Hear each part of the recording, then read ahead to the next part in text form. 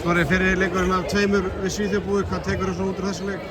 Það er örugglega heilan helling sko, bara eins og alltaf, en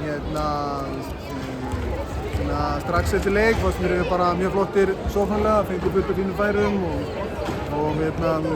einfalda skýringin er kannski að markvarslan eða appelgrensi svolítið munnurinn allan í seinni hálfleik og þetta tekur annað, ég er ekki alveg með tölun á því en mér fannst við ekki nógulega góðir varnarlega, bara slitnir og linir svona á köflum og svona fannst bara svolítið vera línaði því svona í gegnum allan leikinn og þannig prófum við það, mér fannst við ekki finna taktinn þar og kannski það kannski skýrir tapir kannski en þetta færir maður alltaf fullt út úr þessu, við prófum eitthvað og einhverjum uppstillingar og þetta skrifast einhvað á það, það er alltaf verið einfaldast kannski að vera bara með elf og rými í alla leikinn í niðurblokkinu en við þurfum líka aðeins að reyna að nota leikinn í eitthvað annað eftir en kannski að bara reyna að vinna leikina. Byrjaði með Bjögga, kom ykkur óvart, hver var svona pælingin með það?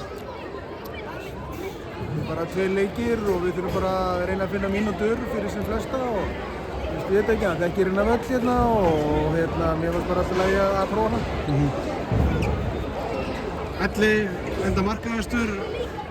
oft verið að kalla eftir mörkum á línunni, við vorum að finna línuna mikið og hún var meira bara laus, eða oftar laus heldur en hann fekk boltann. Var það eitthvað upplegg eða gerðist það bara út frá því hvernig vörn Svíþjóð var að spila? Ég held að sé ekki eitthvað endilega uppleggi en ég fannst alveg línuspilið á köflum mjög gott á EM sem dæmi og Elli átti fullt af frábæru leikjum þar og þetta er annars með helviti gott connection með sérstaklega Kassi Gísla og það bara var pláss fyrir hann þar, þetta er, ég veit ekki, nei ekki eitthvað sérstaklega upplegg en leikinni þróðust hann og við erum bara með leikmenn sem finna línun ágætlega og Elli er náttúrulega góður að finna þetta en þetta hefur þetta svona kannski einhverjum í síðustu leiki verið að svona aukast og það er bara gott. Og það annar leikur á laugardaginn, bara copy-paste af þessu eða? Nei, þetta er ekki copy-paste og fyrirfram var ég bara með svona smá öðruvísi nálgun á leikina, ég ætla bara aðeins að horfa á þennan og vega á metan en nei, það er einhverja róteringar sem verður öðruvísi og einhver kannski sem við viljum prófa sem við prófum ekki þessu leik og